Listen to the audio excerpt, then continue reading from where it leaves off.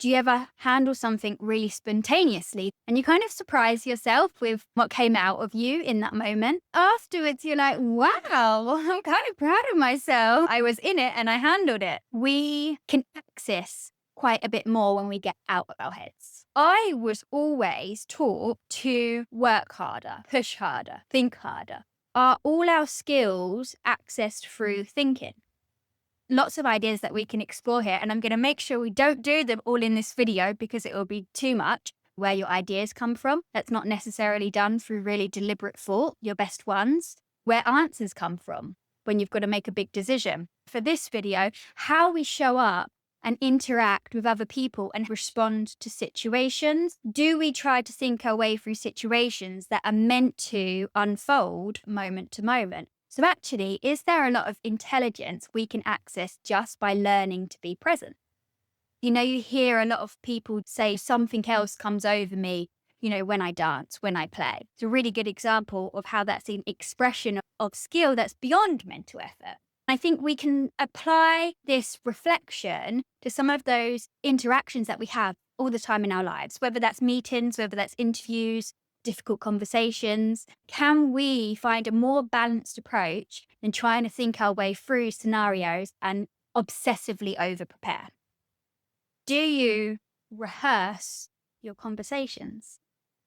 I think many of us go through the motions of having these conversations in our mind, trying to predict what someone might say, trying to manage your response to that. Wish I was seeing lots of arguments. Yeah. I shall have seen lots of arguments. That's brilliant. There is like this I need to practice how I come across.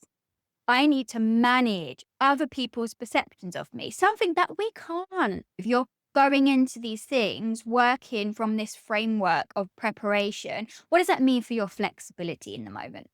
I think a lot of our personality is just born moment to moment. You can't manage your image. I think we try to because I think that we live in this culture of like shame and you got to fit into a certain box and you've got to do this and do that.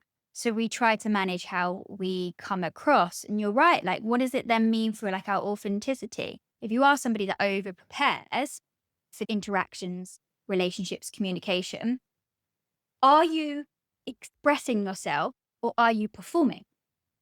The interesting thing is that you can only hold so much in your thinking mind. There's only so much cognitive load that you can take before it starts to impede on performance and functioning. And of course, worse than the anxiety that you're already feeling, what this does is leave us even further away from the modes that uphold engagement, connection, interaction. The harder we try to hold things in our concentration, the less we can actually respond to a situation. The way our stress system is built and developed as humans, relaxation state goes hand in hand with your social engagement state. You're going into situations from this state of brain activity that's high control, memory based, because you're trying to perhaps reflect on things that you've already prepared, very focused. It's very inward. If you're trying to follow scripts that you've got in your mind, it's all very inward perspective. Versus if you are in a relaxed, open social state, that's very outward. You can take input, you can understand people's cues, you can And respond to those cues. An important thing to remember is that that social engagement system is very highly intelligent and it's mostly automatic. We don't normally think about the hand movements that we make, the facial expressions that we make when we communicate. A lot of this is a much deeper unconscious intelligence. We don't socialize through our thinking minds. You come away from focusing on the result, focusing on how the situation is unfolding, performance to response. Engagement is meant to be co created in the moment. It's something that's beyond mental effort. And we can't forget that when we go into these situations, we're going into them with other humans. That expression that happens when you are socially engaged is a much deeper connection than what you can channel trying to think your way through it. We're made to feel a lot of doubt. And I think that we're not very good at trusting ourselves. I think it's trust is what's needed to let go of this real deep desire to control scenarios. If you removed the need for certainty of the outcome, a lot of the need to control kind of falls away. So I think you need to get comfortable with that you don't know how you're going to perform in the moment. And that's what trust is. Trust is this gap between trying to hold everything in your concentration and just relying on a sense of knowing. You cannot prepare for every scenario. So you have to have some reliance on your present moment intelligence. I think it's easy for us to say we should trust ourselves more, but that doesn't necessarily mean that we do. If we start to think about trust a bit more of as a practice, for me, building trust is being able to sit with myself every day and get to know the sort of fears behind the desire to control and the tendencies to overthink and over prepare. Meditation has helped me in generally just not using my thinking mind for everything. And also for building skills that are much higher than how I used to approach work.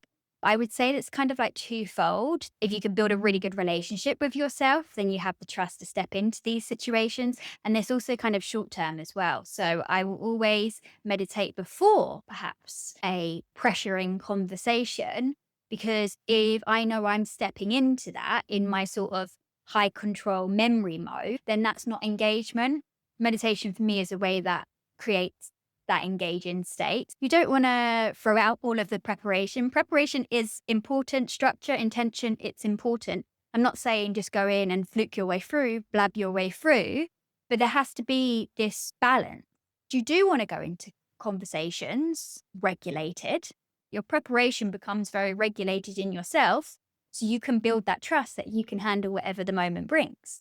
If you can let go of this desire to perform and this focus on a result all of the time, you can find a lot of skill and intelligence beyond your mental effort that sits in the present.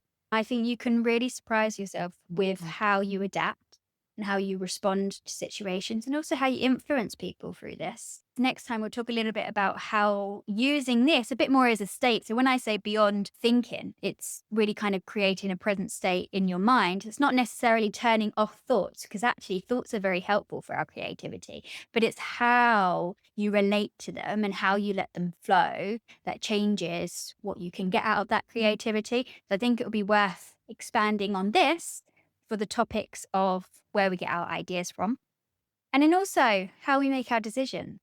Because a lot of that we do through a lot of mental control, and we end up in a bit of a rabbit hole. Trying to cultivate more presence actually is very useful for this as well.